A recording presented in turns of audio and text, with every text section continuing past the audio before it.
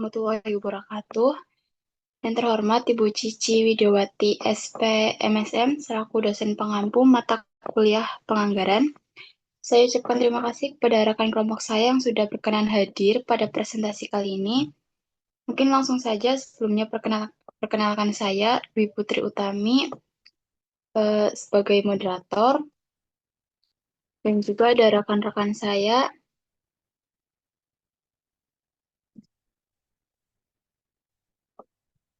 ada Mbak Isti Fatmah, terus Mbak Vita Pijastuti, Mbak Fira Fauzia, Mas Ahmad Berlian, Mas Faisal Rahmat Agustiawan, dan Mas Farhan Abdillah. Di sini kami akan mempresentasikan materi tentang penganggaran nirlaba. Mungkin langsung saja untuk pemateri pertama akan disampaikan oleh Mas Berlian.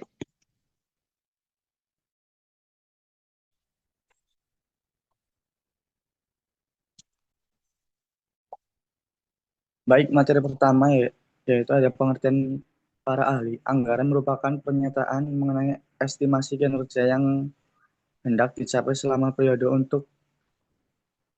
waktu tertentu yang dinyatakan dalam ukuran finansial.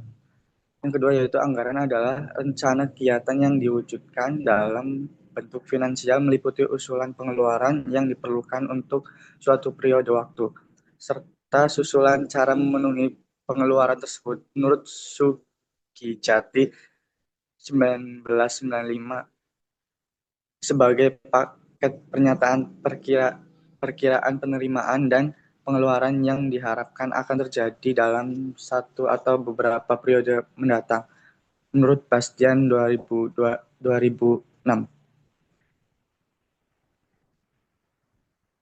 Dari definisi sebelumnya terdapat beberapa persamaan pendapat, yaitu anggaran disusun atau hanya menggambarkan kondisi yang ingin dicapai di masa mendatang selama periode waktu tertentu, dan anggaran berisi estimasi, rencana, dan perkiraan di masa datang. Dan dari definisi di atas dapat disimpulkan bahwa anggaran adalah dokumen yang berisi estimasi dalam ukuran moneter yang akan dicapai pada periode waktu tertentu dan menyertakan data masa lalu sebagai bentuk pengendalian dan penilaian kinerja. Anggaran merupakan instrumen perencanaan dan pengendalian manajemen yang berperan penting dalam organisasi sektor publik. Pada sektor publik, anggaran merupakan dokumen publik yang bisa diakses oleh publik untuk diketahui, diberi masukan, dikritisi, dan diperdebatkan. Anggaran sektor publik harus bersifat partisipatif yang melibatkan masyarakat dalam perencanaan anggaran. Anggaran sektor publik merupakan blueprint organisasi tentang rencana program dan kegiatan yang akan dilaksanakan serta masa depan yang akan diwujudkan. Selanjutnya ada organisasi nirlaba. Organisasi nirlaba adalah organisasi yang didirikan dengan tujuan utama bukan untuk mencari keuntungan, melainkan untuk mendukung suatu isu, kebijakan, dan memecahkan masalah penting berhubungan dengan kepentingan publik atau masyarakat luas. Organisasi ini memperoleh sumber daya utama dari sumbangan anggota atau publik atau pihak lain yang tidak diharapkan imbalan ekonomi sebanding dengan kontribusi mereka. Menurut PSAK nomor 45, organisasi nirlaba adalah entitas yang memperoleh sumber daya dari sumbangan para anggota dan penyumbang lain yang tidak mengharapkan imbalan apapun dari entitas tersebut. Fokus utama organisasi nirlaba adalah pelayanan kepada masyarakat dan bukan untuk kepentingan bisnis atau keuntungan pribadi. Selanjutnya ada ciri-ciri utama organisasi nirlaba. Yang pertama yaitu ada tidak mendistribusikan keuntungan kepada anggota, penyumbang, atau pemilik entitas. Yang kedua yaitu tidak memiliki kepemilikan yang jelas seperti pada organisasi sumbangan tidak dapat dijual, dialihkan, dan dikembalikan. Yang ketiga yaitu berorientasi pada pelayanan masyarakat dan kesejahteraan umum, bukan pada pemupukan kekayaan atau laba. Yang keempat yaitu jika menghasilkan laba, maka laba tersebut digunakan kembali untuk mendukung kegiatan organisasi, bukan untuk dibagikan. Yang kelima yaitu contoh organisasi nirlaba adalah yayasan, lembaga sosial, organisasi keagamaan, sekolah negeri, rumah sakit publik, organisasi politik, asosiasi profesial, dan lembaga swadaya masyarakat. Selanjutnya ada penganggaran nirlaba. Penganggaran nirlaba adalah proses penyusunan anggaran yang dilakukan oleh organisasi nirlaba sebagai penerjemahan dari rencana kegiatan atau program organisasi beserta sumber dana yang dibutuhkan untuk melaksanakan kegiatan tersebut. Anggaran ini berfungsi sebagai peta atau pedoman bagi pelaksanaan kegiatan agar program dapat berjalan sesuai rencana dan sumber daya yang tersedia. Penganggaran nirlaba berbeda dengan penganggaran di sektor bisnis yang lebih menitik beratkan pada target penerimaan dan keuntungan. Pada organisasi nirlaba, anggaran lebih menekankan pada kebutuhan dana untuk menjalankan program dan kegiatan yang telah direncanakan.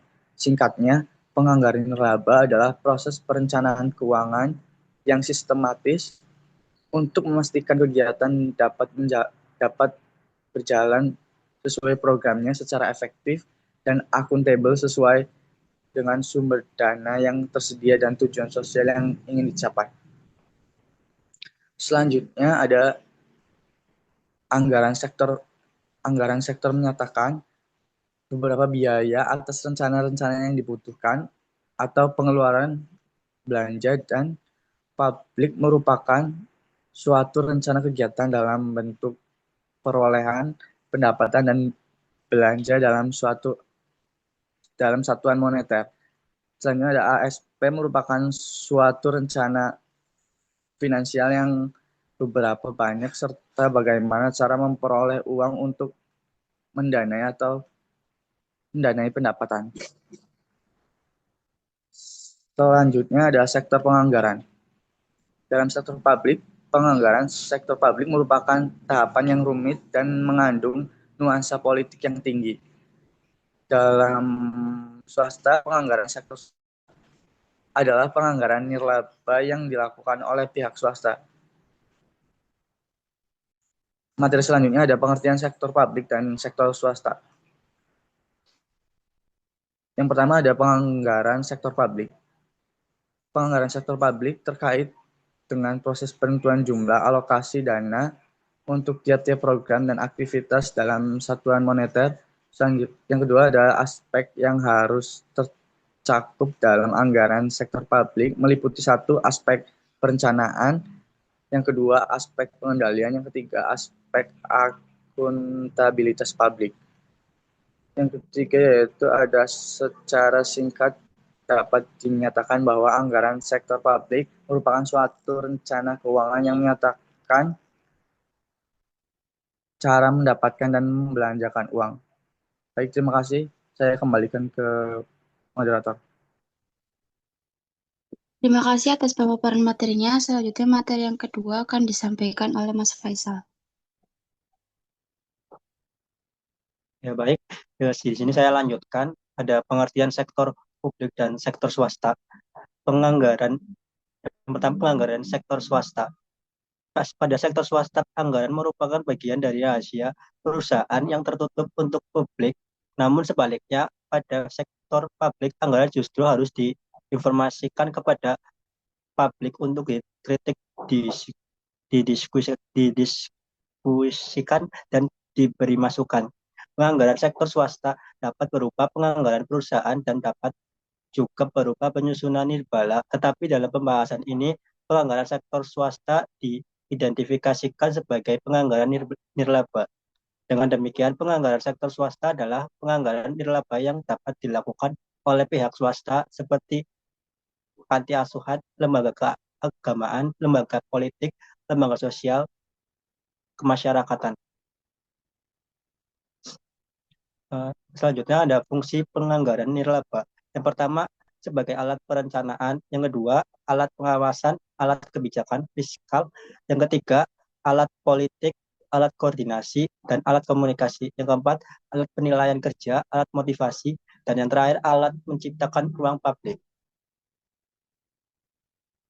Tujuan penganggaran nirlaba yang pertama merasionalkan penggunaan dana yang tersedia agar dapat mencapai hasil yang sebaik-baiknya. Yang kedua, anggaran disusun sebagai usaha untuk menyempurnakan rencana yang telah disusun pemerintah sebelumnya. Yang ketiga, untuk memperinci penggunaan sumber menurut objek pembelanjaannya disebut. Yang terakhir, selanjutnya ada jenis-jenis anggaran sektor publik.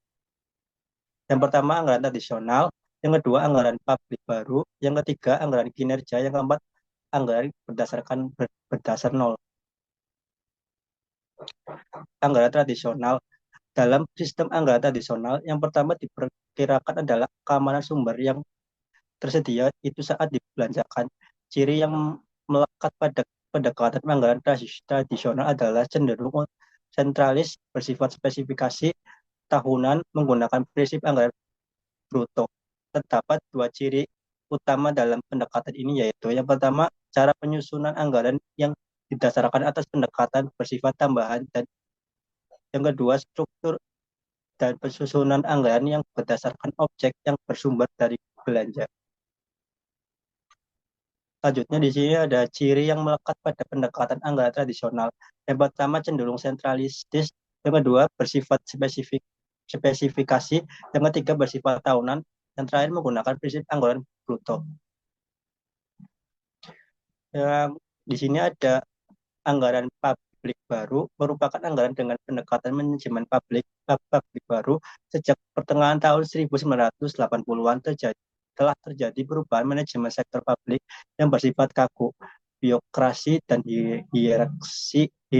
hierarkis menjadi model manajemen sektor publik yang fleksibel dan lebih mengakomodasi pasar. Selanjutnya di sini ada karakteristik umum yang ada pada anggaran sektor publik. Yang pertama, komprehensif atau komparatif. Yang kedua, terintegrasi dan lintas departemen. Yang ketiga, proses pengambilan keputusan rasional. Yang keempat, berjangka panjang. Yang kelima, spesifikasi tujuan dan pengangkitan prioritas.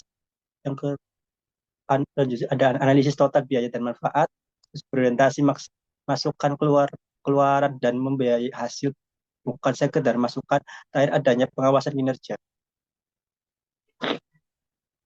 Anggaran kinerja, sistem penganggaran kinerja pada dasarnya merupakan sistem yang mencakup kegiatan penyusunan program dan tolak untuk kinerja sebagai instrumen sebagai mencapai tujuan dan sasaran program. Baik, terima kasih atas pemaparan materinya. Selanjutnya, materi yang ketiga akan disampaikan oleh Mbak Vita. Baik, selanjutnya ada anggaran berdasar nol. Anggaran berdasar nol dimaksudkan untuk mengatasi kelemahan pada anggaran tradisional. Anggaran berdasar nol adalah anggaran awal untuk setiap kegiatan dalam satu organisasi ditetapkan sama dengan nol. Kemudian ada 3 tahap implementasi anggaran berdasar nol. Yang pertama, identifikasi unit keputusan. Yang kedua, penentuan paket keputusan. Dan yang ketiga ada meranking dan mengevaluasi paket keputusan. Yang kelima ada sistem perencanaan, pemrograman, dan penganggaran. Disebut juga dengan SP3, yaitu teknik penganggaran yang didasarkan pada teori sistem yang berorientasi pada keluaran dan tujuan dengan penekanan utamanya adalah alokasi sumber daya berdasarkan analisis ekonomi. Kemudian ada karakter SP3 sebagai berikut. Yang pertama ada berfokus pada tujuan dan program untuk mencapai tujuan. Yang kedua berorientasi pada masa depan. Yang ketiga mempertimbangkan semua biaya yang terjadi. Yang keempat dilakukan analisis secara sistematik atas berbagai alternatif program, meliputi identifikasi tujuan, identifikasi secara sistematik alternatif program, estimasi biaya total dari masing-masing alternatif, estimasi manfaat atau hasil yang ingin dicapai dari masing-masing alternatif.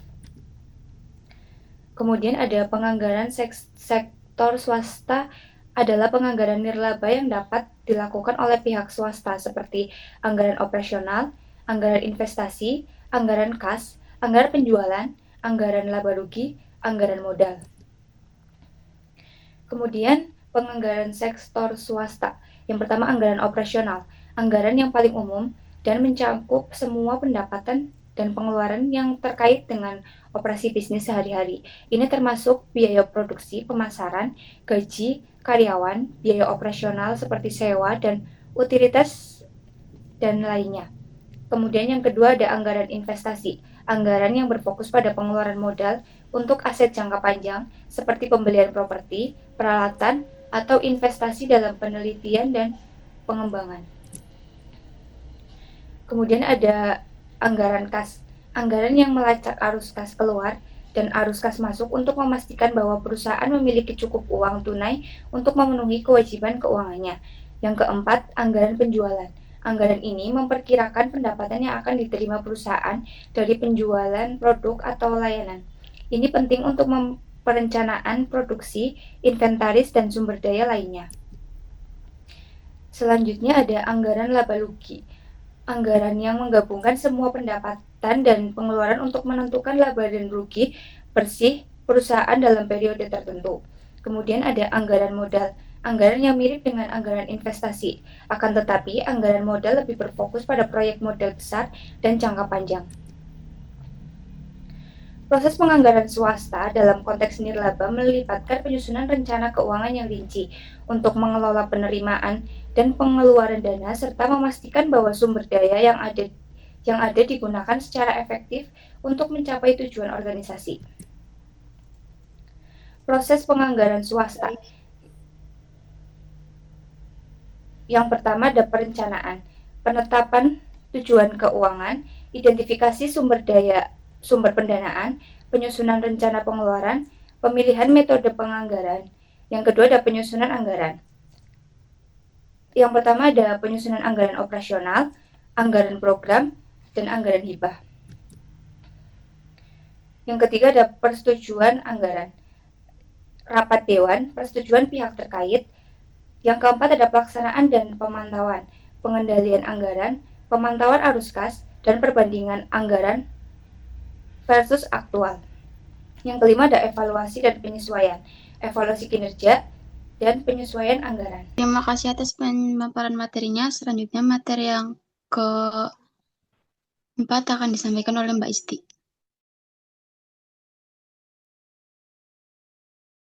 Baik, di sini selanjutnya ada pentingnya penganggaran nirlaba. Yang pertama, akuntabilitas, memastikan bahwa organisasi bertanggung jawab atas pengelolaan dana yang diterima dan digunakan untuk tujuan yang telah ditetapkan. Yang kedua, transparansi, memberikan informasi yang jelas dan terbuka kepada para donatur, anggota, dan pemangku kepentingan lainnya mengenai penggunaan dana dan kinerja organisasi.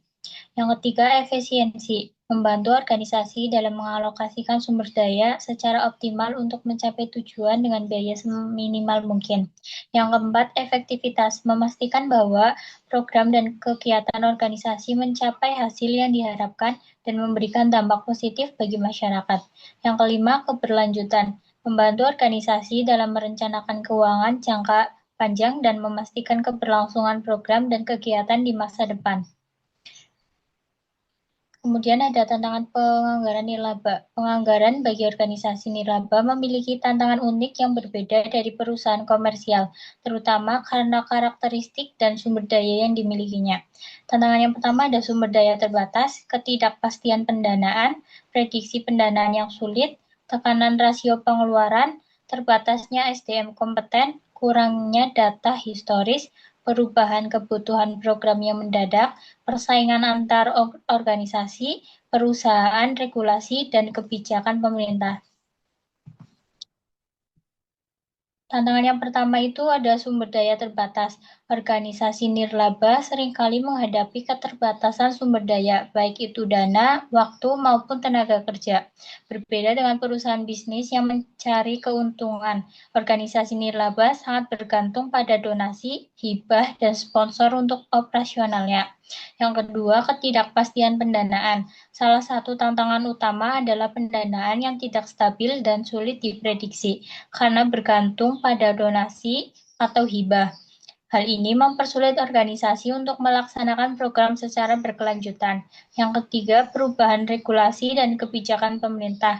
Organisasi nirlaba juga harus menghadapi perubahan regulasi dan kebijakan pemerintah yang dapat mempengaruhi pendanaan dan operasional mereka. Yang keempat, prediksi pendapatan yang sulit. Kesulitan dalam memprediksi pendapatan menjadi tantangan besar dalam proses alokasi biaya, pemantauan biaya program, serta penentuan anggaran operasi dan proyek. Yang kelima, tekanan rasio pengeluaran. Organisasi nirlaba sering menghadapi tekanan untuk menjaga rasio pengeluaran tertentu agar tetap menarik bagi donor atau donatur. Yang keenam, terbatasnya SDM kompeten. Kekurangan tenaga ahli yang kompeten dalam bidang keuangan dan penganggaran juga menjadi kendala. Yang selanjutnya ada kurangnya data historis. Seringkali organisasi nirlaba tidak memiliki dana historis yang memadai untuk dijadikan dasar perencanaan anggaran yang akurat. Selanjutnya ada perubahan kebutuhan program yang mendadak. Kebutuhan program bisa berubah secara tiba-tiba, menuntut fleksibilitas anggaran yang tinggi. Yang kesembilan, persaingan antara organisasi. Banyak organisasi nirlaba bersaing untuk mendapatkan donasi atau hibah yang sama, memicu persaingan ketat dalam pengamanan pendanaan. Baik, terima kasih atas pemaparan materinya. Materi selanjutnya akan disampaikan oleh Mbak Jia.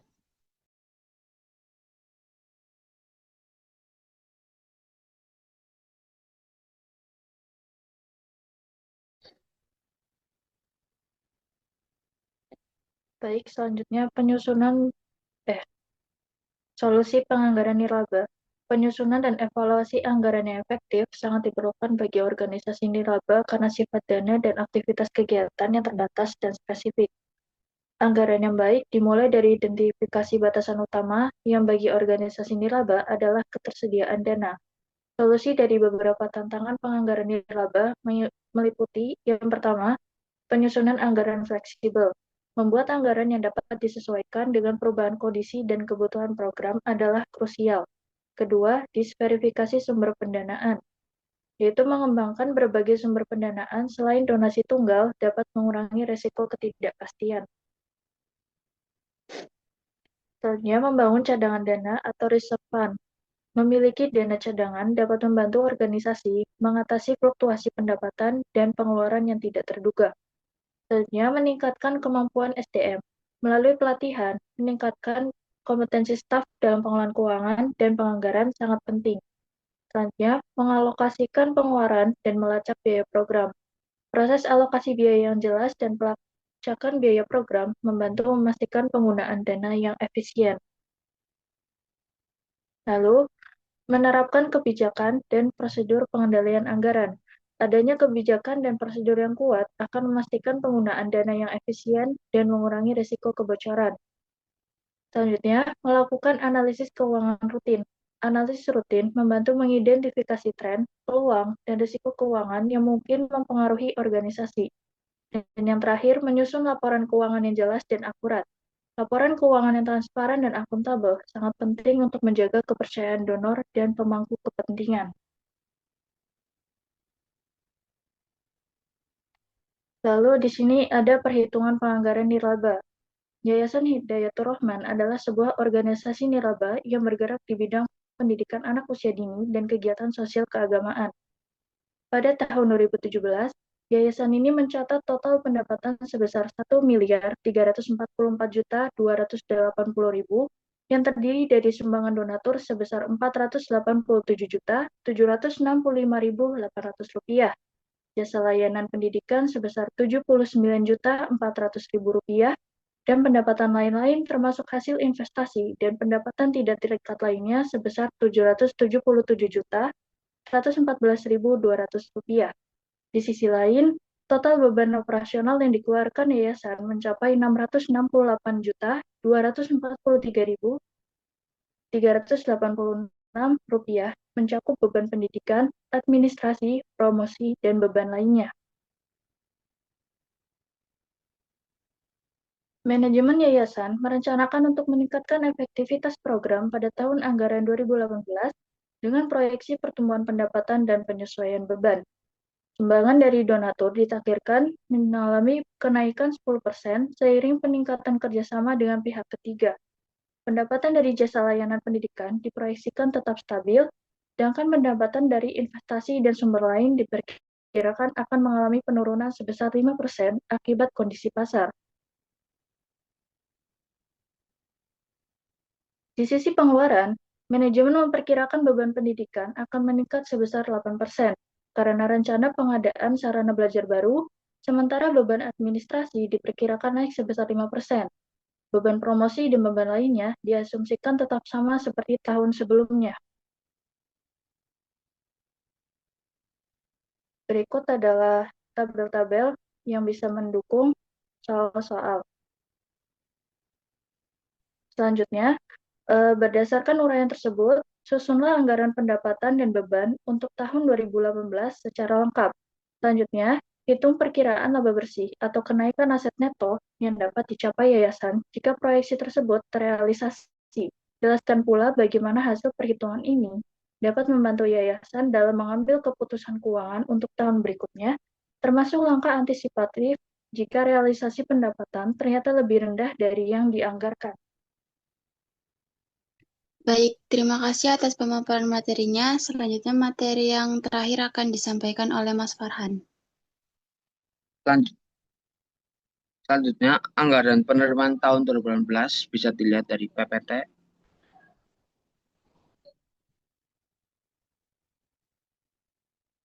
Kemudian ada anggaran beban tahun 2018. Bisa dilihat dari PPT di sini.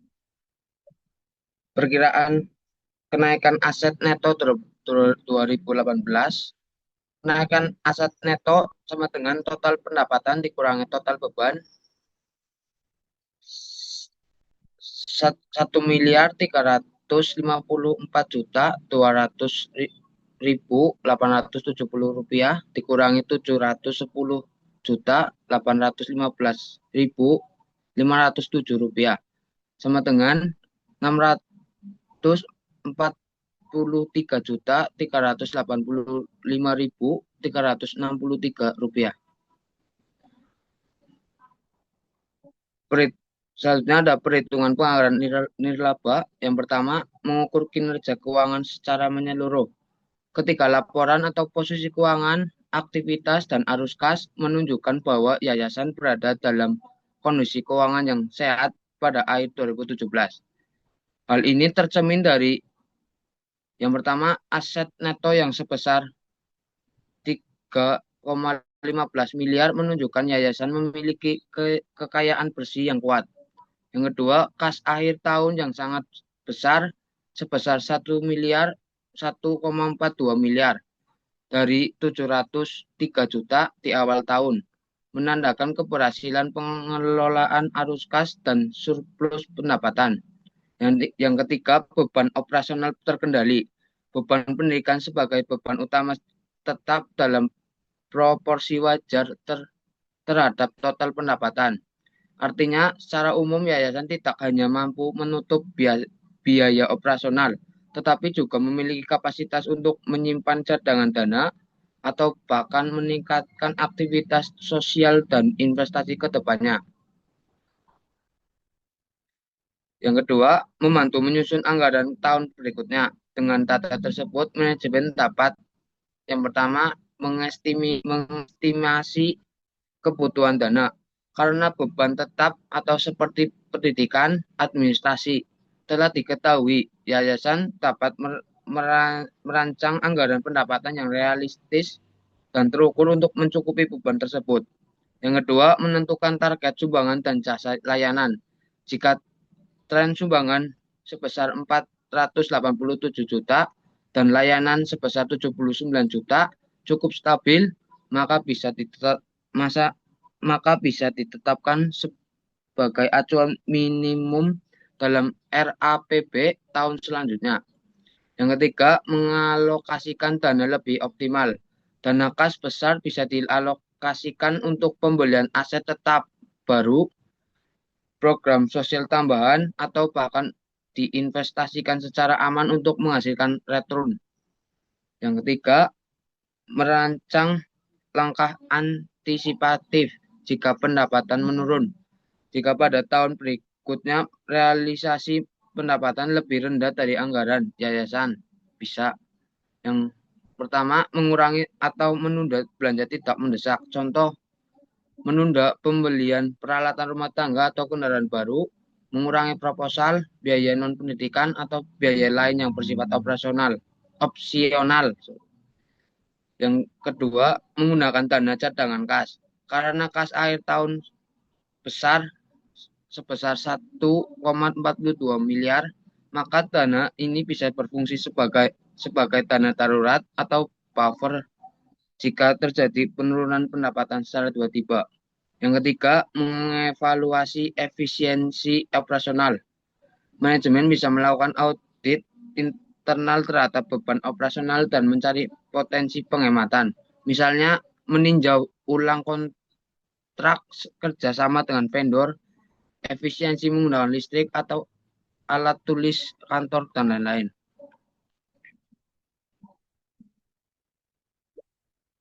Baik, terima kasih atas pemaparan materinya, dan saya juga ucapkan terima kasih kepada seluruh rekan kelompok 3 yang telah memaparkan materi dengan baik.